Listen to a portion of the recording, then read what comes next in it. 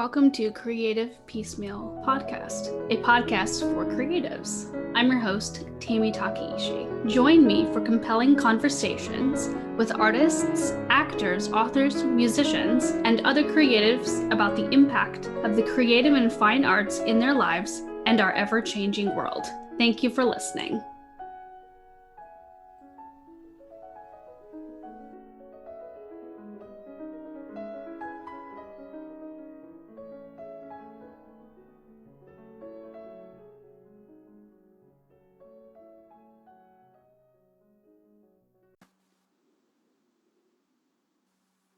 Hello, and welcome to Creative Piecemeal Podcast. I'm Tammy Takaishi. Today I'm here with Jeffrey M. Feingold. He's an award-winning writer of fiction, and he's based in Boston.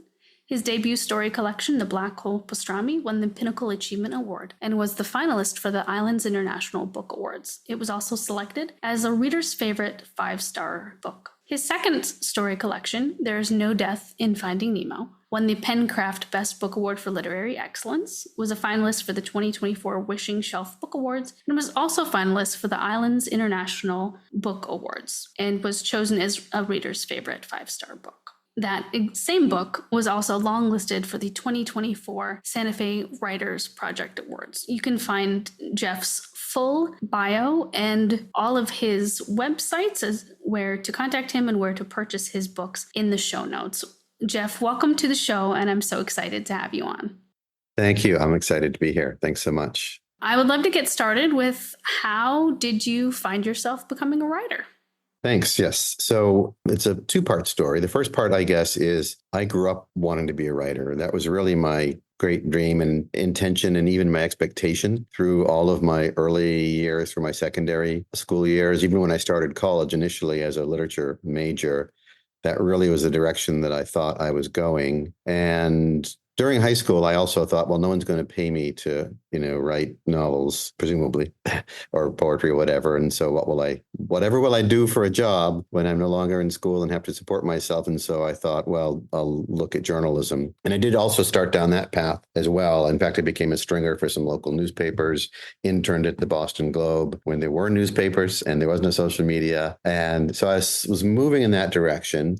And then something unexpected happened. I met a woman who ended up becoming my first wife. And I thought in my youthful foolishness that I actually had youthful wisdom, and all that matters is love, right? I can write on the side. I can be like, I think it was Hawthorne who worked at a one-person post office while he was writing The Scarlet Letter, if I recall. Or Faulkner, who worked at a power plant evenings while writing The Sound and the Fury, or one of those books. So I thought, I'll just do that. I'll just do it on the side. But it didn't happen because marriages and children and mortgage and careers, money-making careers got in the way. So I put it aside for decades. And I didn't write. I was the writer who didn't write. Is there anything sadder than an artist who doesn't do his or her art? So I put it aside, didn't do anything, focused on business. And then I started back up again in 2020, in that first spring of the pandemic, when I didn't know if the next pizza box delivery would be my last. It was that early that no one even knew, how is this thing transmitted? What's going to happen from here? Is this the beginning of the end for many of us or all of us or what have you? So I had that on my mind as I was sitting here in my house, and when everything was shut down as well, and you couldn't even literally go out. And I was starting to think about, what am I going to leave for my daughter, my firstborn, Hannah? And over the years, when she was growing up, I would often tell her in brief certain family stories. And I thought, I'm just going to write those down. And that could be a little bit of a legacy for her if that next pizza box delivery is my last. So that's actually how it started. I did sign up for a workshop at Grub Street here in Boston. And it was a creative nonfiction workshop, because I was thinking, I'm just going to write really some essays, and I'll print them out, I'll staple them together and give that to her, or leave it for her. And that would be a little bit of a legacy. But I kept writing. And that actually, the first essay I wrote, which is called The Wrong Napkin, ended up in that first book, The Black Hole Pastrami. And that book of 16 essays, stories, they're not essays. Some of them are 95% autobiographical. Some of them are 3 or 4% autobiographical. And so really, even within that first 6 months or year of writing those what started out as family stories, I started to morph into semi-autobiographical fiction and then into pure fiction. And the second book really has nothing to do with me at all. It's those stories and There Is No Death in Finding Nemo are completely fictionalized. I mean, you draw on some life experiences, right, when trying to create some characters, but I'm not in that book.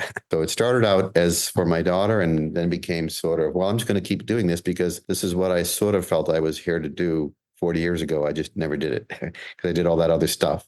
I even digressed into other arts. I was in a band. I had my own trio for a decade. I produced concerts. I bought a pub and turned it into like a live music venue. After I did music for a decade and wanted to do something different, I dabbled my toe into acting again, which I also had done in my earlier days in school. There are a couple of stories in the Black Hole Pastrami which are about acting, which other than for a few embellishments are largely true. There's a very funny story about getting a call from PBS. I'd sent my resume to them and they were doing a special on Darwin. And I thought, oh my God, this is my wife at the time is handing me the phone. It's PBS calling. And I'm thinking, this is it in my delusion. I'm breaking through. Am I going to be Darwin? Am I going to be, this other character, the great German naturalist I mentioned in the story? Well, actually, they were calling to cast Maggie, her basset hound. And I explained, true story. And I explained why in the book and in the story. So I went from not doing nothing for art for decades to purely by accident stumbling into a certain type of music that I ended up in my very ADHD hyper-focusing way, hyper-focusing for over a decade, as I mentioned, doing concerts and having a music venue and all kinds of other stuff and being in a band. I did that and then I went into acting. After acting, I did the acting in 2008 and then early 2009. And then I started the business that I have now. I have a small consulting firm in late 2009. And I knew enough about myself that I couldn't succeed at the business, which I really had to do to pay the mortgage, to pay the rent, and do the other stuff on the side, particularly acting, because in acting, you just have no control over your schedule at all. You get a call the night before saying, can you be here tomorrow morning at 8 for the day? Kind of thing. It's a young person's game for that and for some other reasons. So I did that for a year and a half, and then put that aside really for sort of a decade of no art. And then the pandemic hit, and somehow I thought of writing those stories for my daughter, and I've kept going. Although every time I write another story now, I always feel like, is this the last one I have to tell? I always have that little bit of writer's block between stories. So a long answer. Hopefully I'm not the only writer who's given you a long answer. I'm guessing where people do that. That's okay. Yeah. I love knowing like a person's origin and how they get to where they are. And you mentioned you've dabbled in a lot of different things. What are some commonalities between all of those creative fields that you've tried? I do enjoy artistic endeavor of any kind. I just find that I think I have, to whatever extent I may or may not have, I have much more of a facility with writing and words and storytelling than I have as a musician or as an actor. I would love to be a good actor, but I'm not. And I'd love to be a really good musician, but I'm not. I'm passionate about music, something I got, I think, from my father, which I also write about a little bit in the stories as well. It's the enjoyment of creating in the moment. I mentioned my girlfriend Daniela is a violinist. And one of the things we talk about sometimes is how, now that I'm writing, how she's a performer and because she doesn't compose music, right? So her work is always performative. And the moment she does it, it's gone. It doesn't exist anymore. It's in the past, right? She plays a little something or she strives for something. Even if she achieves it, she can strive for it again. But that thing that she created no longer exists. It was a moment ago, right? Or yesterday. And she's said something about, I've got the books. It's a wonderful thing and I can pick them up and read them anytime. And it's true. And yet, when I don't know if I can create that next story successfully or what that story might be, even though I have a few little ideas on my ledger, there's a kind of a panic, right? So that need to create is there. And where that comes from, you'd have to ask my mother or my therapist or someone. But that's what's behind the effort to go into music. In some ways, I kind of wasted a decade pretending to be a musician. I wasn't, because I probably could have been writing that whole time. So, what is it that you miss about being a musician that you get in the writing? Right. There are some things I miss about being a musician that I don't get in the writing, which is was not your question, but it's the inverse of that, which is sort of the camaraderie and that social aspect. But writing allows me to plumb a certain depth or to a certain depth that I couldn't with music or acting. Actors do that, right? I mean, that's what great actors do. but it never worked for me. No matter how deep I tried to look inside or down into myself and bring out something into those lines for this character, it just didn't really work. So I get to do that with writing, and I guess with writing though, I don't miss the social connection with music. I don't miss going to the pub and playing with the guys or doing a gig in front of lots of people or a few people. I don't miss that social aspect of it because I guess some of the things I've read about writing recently where writers talk about it's not lonely. Yeah, I'm in my living room alone for 6 hours working on the story or for 6 days or for 6 years. And yet there's a connection there with other people. It's kind of weird, right? Because I never see the reader. I go on Amazon, I've got these wonderful reviews and it's very flattering and lovely to read. And that gives you a sense of connection, but it's not the connection you get when you're a performing artist, right? And yet I've been able to put myself out there as a human being on the page, not just in the autobiographical stories, certainly in those, but even in the purely fictional ones as well. I've been able to put myself out there in a way that I couldn't trying to be another artist, which I'm kind of not, but had wanted to be. So. Is there a type of art that you're still interested in trying, even if it's just from a hobbyist standpoint? Occasionally, I think maybe when I retire someday, if I live that long, I'll try painting, or maybe I'll take up music again and try to do some things with it that I didn't do the last time. But I'm hoping to keep writing. That's my true goal, because I think my true love, I love music passionately. Absolutely. Many people do, of course, right? And I love music and theater and writing in a way that I don't love some other arts, which is kind of ironic. I have dozens of Chagall lithographs I'm looking at here in my house, or some of them in my house, and some others. And as much as I enjoy them tremendously, I don't connect to them emotionally in the way that I connect to music or to literature or to cinema and theater. Those are the arts that work for me, both as a hopeful creative, but also as a consumer. So I think for me, I'd like to do some theater someday and give it a stab again and see if I could be a little bit better. But right now, I'm hoping to write some more. I have a third book out with some publishers, including Meat for Tea. It's a skinny little fellow of about 80 or 90 pages, but I'm not a prolific writer. It's my third book in the 4 to 5 years that I've been writing, but they're all kind of skinny books. So at any rate, and I have goals. I do hope to write a novella, if not a novel. I think at heart, I just am a short story writer. That's always the form that's spoken to me ever since I was, in middle school over other forms of literature for a number of reasons. So hopefully many more short stories. I don't know about the other arts, although I'm sure if I live long enough, I'll take a stab at one, and just for pleasure. I think I'm writing just for pleasure because now that I spent the first $5 million royalty check, no others are coming in. So I guess that's for pleasure too, actually. But what is a piece of writing advice that you follow and a piece that you throw out the window? Don't spend all the money in one place. No.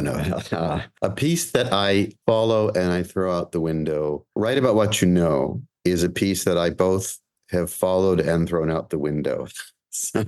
Because I think some people might interpret it as I need to write autobiographically or semi-autobiographically, or even if it's fiction, base it on what I know. But I think that that's a really wonderful starting point. It's what started me, but I think it can be a launching pad as well that you can then forget at some point when you're ready to move on and not be bound by that as a restriction. Mm-hmm.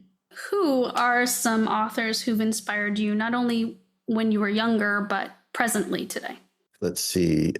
Well, I was very enamored of Chekhov as a youth and still am. I think The Lady with the Pet Dog, or The Lady with the White Dog, or The Lady with the Toy Dog, depending on the translator, is one of the just lovely, most delicate, amazing short pieces of fiction ever written that I've come across. So Chekhov was a big influence. Let's see, there are so many. Catherine Ann Porter, the stories. I've never read Ship of Fools. I started it.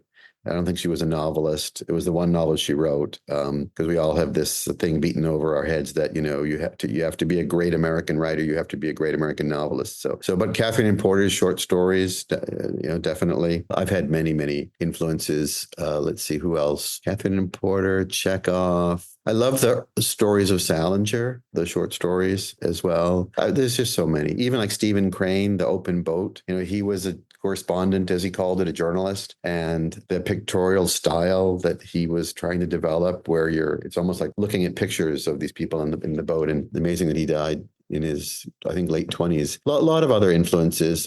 One really early influence for me was Frank O'Connor, not as well known a name, wonderful Irish short story writer. He wrote a book called The Lonely Voice, which I absolutely digested many, many times in high school and off and on since then. And the book, which has a few dozen wonderful, important short stories by different writers. The book is an exploration of the difference between the short story and the novel. And he goes on to argue that it's much more than length, that they're different forms, and there are certain things structurally and critically that are very different about them. And I think that things that he wrote about and explored with regard to that difference speaks a lot as to what it is about short stories that appeal to me so greatly over novels. It's not, in fact, just about length. There are some short novels and novellas that are shorter than some very long short stories, but there are certain things about the way stories work and what they do that novels generally can't do intrinsically, if nothing else, because of their length. But the difference is not only about length. It's not just my ADHD saying, let's sit down and read a 20-page short story instead of a 200-page novel. It's the way the forms work.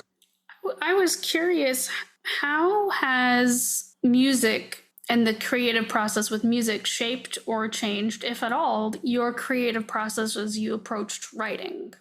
Something I have to ponder. There's so much in common with music. I grew up, my father was passionate about classical music, and I listened to a great deal of it and still do. I write about in the title story of The Black Hole Pastrami, it's about a narrator going to get his dying father a black hole pastrami sandwich while his father is home listening to, to his favorite classical records like Rachmaninoff while he's in bed, dying of cancer. And so music, there's a lot of commonality or a lot of analog between certain aspects of music, like even the way a symphony is composed, and writing, at least fiction, at least short stories. I'm not sure about poetry, perhaps there as well. The use of motifs, for example, really in music mirrors a lot of fiction. And I think that that's had an impact on the way I try to write and just do even naturally write. So it's about some aspects about the structure of composition, thematic issues like the use of motif, as I mentioned. There's a lot of commonality there between certainly classical music and fiction. I grew up loving rock and roll too, much to my father's chagrin. And I think any form of music. I love jazz. I don't know a lot technically at all about jazz, but I love Miles Davis and many other jazz musicians. And there's some influences there too. The type of writing that I do very often, some of my stories are highly structured, especially in the section book. I've got full length short stories that are very plot driven and very structured and go from A to B to C. But a lot of my stories, especially in the first book, The Black Hole Pastrami, which are 16, actually, I was going to say 16 first-person narrators, but there are 15 first-person narrators and one second-person narrative in which the narrator is speaking to his daughter. But it's all very clearly to the reader, this is all the same narrator. This is someone today in midlife looking back at his early youth, mid-youth, early adulthood, at divorces, disease, death, success, attempts to be an actor, a musician, looking back at his life. And even in the very first story, in The Black Hole Pastrami, I try to mirror some aspects of the nature of memory. And I think this speaks a lot to certain music as well in the structure of the story. So it's not all linear. I'm far from the first writer that's decided let's not tell something in a linear way. But the narrator, the opening line is from a butcher at the deli saying, "What are you doing here? I haven't seen you in years." And then almost the whole story, it's very short, but almost the whole story takes place simply while the narrator is standing in front of this deli case. And as he's doing that, and a little later, there's a bridge, and then the narrator goes back and takes the sandwich to his father. And then there's a flash forward to decades later. But at any rate, most of the story takes place while the narrator is standing in front of this deli case, having some flashbacks to different things about his father, teaching him about black holes. His father had wanted to be an astronomer when the narrator was little. And so there's a lot of the story that goes back and forth and in time. And there's some aspects of music in the nature of that. In one story, in the title story in the second book, There Is No Death in Finding Nemo, which is the only flash fiction story. It's only 1,000 words in the book. All of the other stories are quote unquote full length, more plot driven. In that story, the narrator wakes up to and looks around and sees glass in front of him in all directions, and then looks down and sees nobody, and then realizes he's like a head floating in a fishbowl or a jar. And then he's not sure if he's dreaming or awake. And then he remembers an argument that he had the night before with his wife about which way the toilet paper roll should go over the toilet paper holder, the eternal argument that they had. And then he closes his eyes in the story and then opens them the next moment in Venice on a high shelf, looking out at an accordion player strolling along the cobblestones below, and looks behind him, and there's his wife on their honeymoon bed. And then that flashback explores certain things. And then he opens his eyes again and finds himself in the fishbowl, because he's never left the fishbowl, if he's in the fishbowl.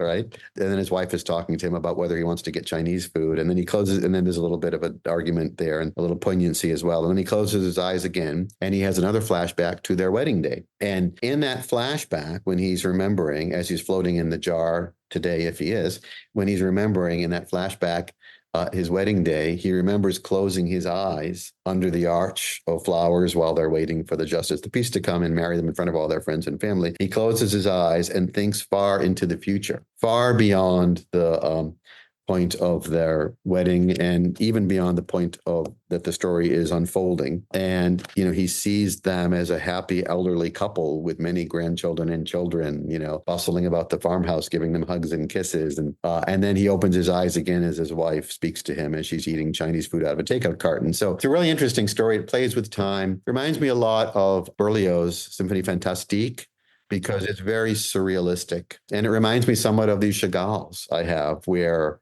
Chagall said, let's not bother with things like gravity or time, and let's just, anything's go. So I think music and art, even though I said art doesn't speak to me sometimes emotionally to the depth that music and theater do, some of it does. Chagall has, actually, in particular. And so I've tried to use some of those elements in my own work, those elements of art and even elements of music. Stay with us. We'll be right back. If you've been feeling burned out, stressed, overwhelmed, or exhausted, the resources and courses at the Self-Care Institute are here to support you. The Self-Care Institute was founded by Dr. Ami Kunimura and provides support for individuals and organizations with burnout prevention, burnout recovery, and stress management. I've personally taken a few of these courses and found them to be super helpful, both professionally and personally. The care you give yourself matters just as much as the care you give to others. But if self-care is difficult for you, you're not alone. And the Self-Care Institute is here to support your well-being, resilience, and sense of fulfillment at work and at home. For more information, visit selfcareinstitute.com or go to the show notes and click on the link. What is something that you find difficult about the creative arts, whether it was in your time of doing music or your time of writing?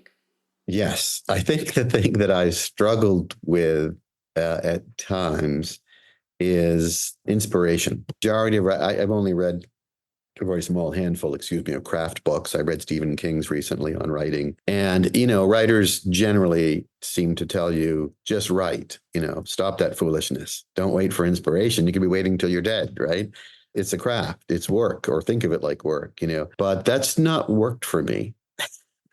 And, which is one reason why I haven't really done more workshops. I just can't write on command, I need to have two things, or at least one of two things. I've needed to have an idea, often around a situation a situation to start writing. And I've needed to have a sense of character. So, for example, one of the stories in the third book I have right now, I'm really fond of this story, is about this character named Howie, and he keeps reappearing throughout it's a novella in stories. And the opening story is when he wakes up one day and he's naked in his bathroom, and his wife looks over from his bed and says, "What's that on your bottom?" And it's a tattoo that wasn't there when he went to bed. And he's got to figure out what it means and how it got there. And more tattoos appear later in the story. So I had the idea of that story from the idea of what would you do, the question, what would you do if tattoos started appearing on you and you didn't know how they got there and you had to figure out what it meant, but which is a really interesting, fun question or idea. But I also needed to know, well, who is this happening to? And so I settled on someone that became this character, Howie. Here's another good example. In one of my other favorite stories in that second book, There Is No Death in Finding Nemo, is called Avram's Miracle. And it's about a young man, it's a young baker who invents this miraculous wheat making machine. It's matzah that he uses to make matzah, but it's actually a wheat making machine. And that's a big problem because he works for a rabbi who runs the largest matzah factory in the world and who is conspiring with two other titans to dominate the worldwide global matzah market. And Avram's machine is a threat, right? Because if you can make wheat, if you can turn water into wheat, then that might put the matzah folks out of business. It all sounds very silly and fun, and it is. But so I had the idea of this wheat making machine, right? That turns turns an industry on its head. But then I also needed a sense of the main character. So I based that one initially on me. Even though I'm not that character, I did it by making him look like me. He's tall and blonde, and as I used to be, when I was his age, thin and lanky. And unlike me with my straight hair, he has curly blonde hair that looks like a bushel of sun-kissed marigolds had sprouted and grown out since birth, as I wrote in the story. But he's energetic and enthusiastic and naive, and as many of us are in our youth. So I kind of based him on me. And the opening part of the story, I start in the factory when these other two titans are there to meet the rabbi who owns the matzah factory. But then it sort of digresses with a little backstory about Avram and his blonde hair and the problems that caused him as a youth, because everybody in his family is of dark hair and dark eyes. And he used to get ribbed all the time when he was little about whether he was adopted. And if he was adopted, how does he actually know he's Jewish? Maybe he isn't. And anyways, so that was all for me, because I'm blonde hair and blue eyed and tall, and my parents are dark haired and dark eyes, and people in my own family used to rib me about, the same thing. Not only am I Jewish, but like, where'd you adopt him kind of thing. So I kind of used that and riffed from there as the starting point of the story and the development of this character who it's not me. It was just a starting point. But those are the two things that I look for when I'm writing a new story is what's the premise, or, if not the theme, or certainly not the whole plot. I don't always know where these stories are going to go, but if not the theme, at least what's the situation? What's the conflict, right? What's the issue? And then who's it happening to or with? So those are the two things that I look for. And sometimes I wait for those to come to me. What is some of the best advice you've received in your industry that you carry with you? Just keep writing. Stephen King talks a lot about this, and I haven't read a lot of King. I don't read science fiction. I used to love it as a youth, but I don't read horror. But I love his non-horror stuff. So I love his novella that the movie Shawshank Redemption was based on, for example. It's a lovely little book. But he wrote, and this may not have been on writing, it might just have been somewhere else, but I just read something in the last few days, a quote of his about how he had a nail on his wall as a young writer with, I don't know if it was 60 or 600, but many rejections. It was probably 600 rejection letters, and so much so that the nail wasn't going to hold. So he took it out and put it in a peg. So, and kept on writing. So yeah, I think that's the main thing. It's very easy to get dejected when you're getting rejected a lot. So. Yeah. Very true. Very true. In so many of the arts, there's disappointment, there's rejection, there's a path not going the way that you're hoping. What's great about writing, at least, is that you control the art, right? Which you don't do nearly in the same way or to that extent in certain other arts, certainly with acting. That was the issue with acting. It's hard to break in. It's hard to get a role even as a tree, let alone a tree with some lines to speak in a movie or in a play. But with writing, if you've got what it takes, you can sit down tonight after this podcast is over and start your next story or poem or play or whatever it might be. How would you like to be remembered? As alive? No. Let's see. How would I like to be remembered? I hope I'll be remembered as somebody kind, you know, and funny. Yeah, kind and funny. Excellent. So, final question. In your own words, what does living a creative life mean to you? It means not wasting life, because if you're a creative person, a creative, as they say now, I don't love that particular buzzword, but if you're a creative person, then, well, as I said earlier in our discussion, what's unhappier than a writer who doesn't write, right? Or a musician who doesn't play music, or a painter who never paints, because there are always so many reasons not to. As I said in one of my stories in the Black Hole Pastrami, it's a very fun story called Goth Girl. And it talks about something that James Joyce and I have in common. And it's not looks or height or fame it starts off with saying something like, I'll never write a 2-ton tome like Ulysses, but James Joyce and I do have something in common. And then it goes on from there because, of course, his books have sometimes or often been banned.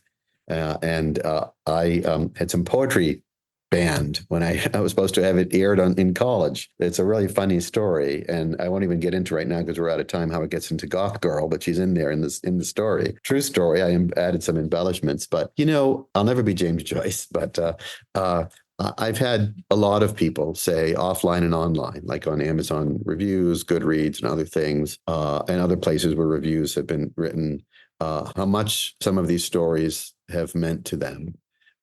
And there's something very meaningful and moving about that. And I've had people in some cases from, India, from Italy, Ireland, all sorts of places all over the world as well, who said, I just read the Black Hole Pastrami and, everybody should read it, but bring a handkerchief or what. And so there's something very satisfying, very deeply satisfying at having touched someone, even if it's only one person, if it's that one reader, you don't have to make millions and be famous and, yeah, there's something, and that is something that's akin to music. I know I've sort of been dismissive of my musical endeavors, but there were many times over the years where I loved playing music. And sometimes it was because of some accolades from an audience member or somebody coming up to you afterwards even and telling you how much it meant to them and how you moved them. Sometimes it was more internal, where you tried to do something with the music in that moment, and you were able to do it in a way that you'd wanted to and perhaps couldn't have done before. And that can be deeply gratifying. And that's true with the writing as well. So, I write for myself ultimately. It's very selfish. I talked about writing for my daughter, and that is what started it. That was the